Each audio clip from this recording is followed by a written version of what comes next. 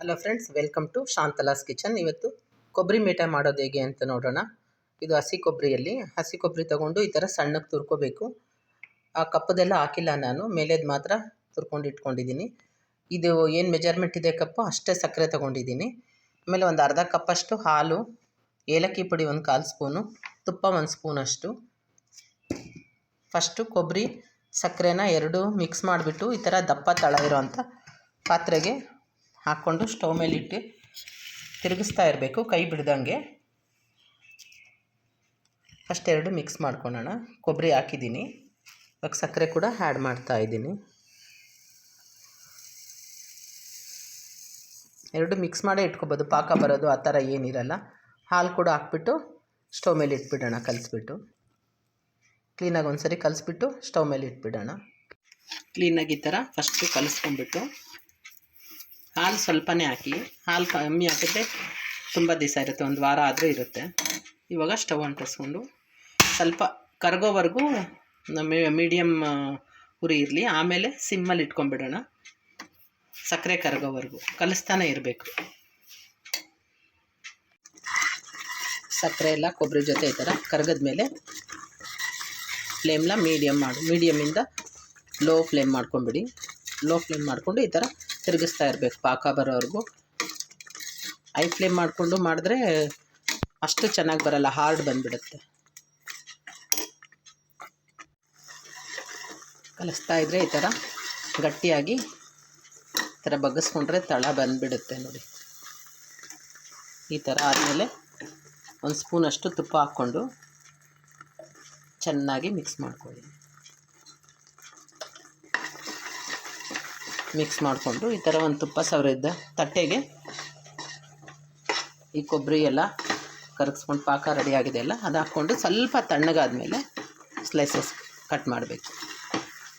Stove off ಮಾಡಿದ್ಮೇಲೆ ಏಲಕ್ಕಿ ಪುಡಿ ಹಾಕ್ಕೊಳ್ಳಿ.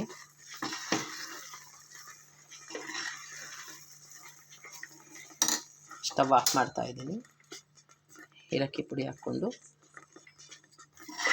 ಕ್ಲೀನಾಗಿ ಈ ಥರ ಮಿಕ್ಸ್ ಮಾಡಿಬಿಟ್ಟು ಈ ತುಪ್ಪ ಸವರಿದ ತಟ್ಟೆಗೆ ಹಾಕ್ಕೊಂಡ್ಬಿಡೋಣ.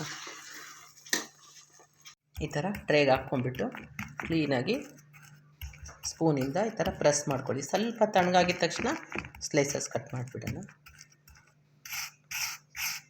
ಈ ಥರ ನೈಸ್ ಮಾಡ್ಕೊಂಬಿಡಿ, ಚೆನ್ನಾಗಿ ನೋಡೋಕ್ಕೆ ಚೆನ್ನಾಗಿರುತ್ತೆ ಕೊಬ್ಬರಿ ಮಿಠಾಯಿ.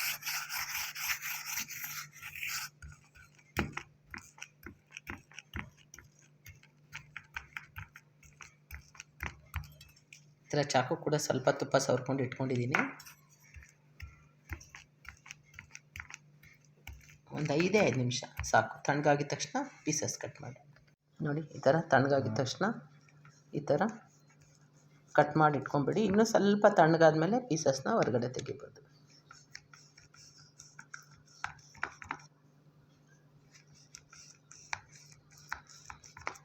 ನಿಮ್ಗೆ ಯಾವ ಸೈಜ್ ಬೇಕೋ ಆ ಸೈಜ್ ಕಟ್ ಮಾಡ್ಕೊಳ್ಳಿ.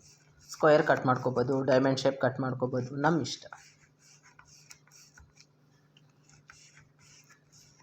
ಕೊಬ್ಬರಿ ತುರಿಯುವಾಗ ಆ ಕಪ್ಪದೆಲ್ಲ ಹಾಕ್ತಾಯಿದ್ರೆ ಈ ಥರ ಬೆಳ್ಳಗೆ ಚೆನ್ನಾಗಿ ಬರುತ್ತೆ.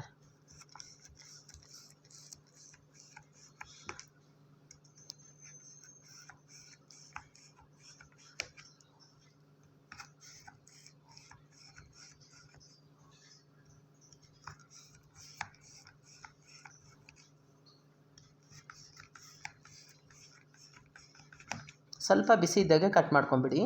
ತುಂಬ ತಣ್ಣಗಾಕ್ಬಿಟ್ರೆ ಪೀಸ್ ಕಟ್ ಮಾಡೋಕ್ಕಾಗಲ್ಲ.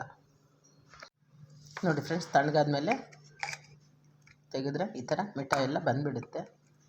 ಎಷ್ಟು ಸಾಫ್ಟ್ ಇದೆ ನೋಡಿ. ಇದು 1 ವಾರ ಆದರೂ ಇರುತ್ತೆ, ಫ್ರಿಜ್ಜಲ್ಲಿ ಏನು ಇಡೋ ಕೆಲಸ ಇಲ್ಲ. ಎಲ್ಲ ಪೀಸಸ್ಸು ತೆಗೆದಿಡೋಣ. ನೋಡಿ ಫ್ರೆಂಡ್ಸ್, ಸಾಫ್ಟಾಗಿರೋವಂಥ ಕೊಬ್ಬರಿ ಮಿಠಾಯಿ ರೆಡಿ ಇದೆ. ನೀವು ಮನೆಯಲ್ಲೇ ಮಾಡ್ಕೋಬೋದು. ಸೇಮ್ ಇಂಗ್ರೀಡಿಯೆಂಟ್ಸು ಸೇಮ್ ಮೆಜರ್ಮೆಂಟಲ್ಲಿ ಮಾಡ್ಕೊಳ್ಳಿ, ತುಂಬ ಚೆನ್ನಾಗಿ ಬರುತ್ತೆ. ನನ್ನ ಚಾನಲ್ನ ಸಬ್ಸ್ಕ್ರೈಬ್ ಮಾಡಿ, ಲೈಕ್ ಮಾಡಿ, ಶೇರ್ ಮಾಡಿ. Thank you friends. ನಮಸ್ಕಾರ.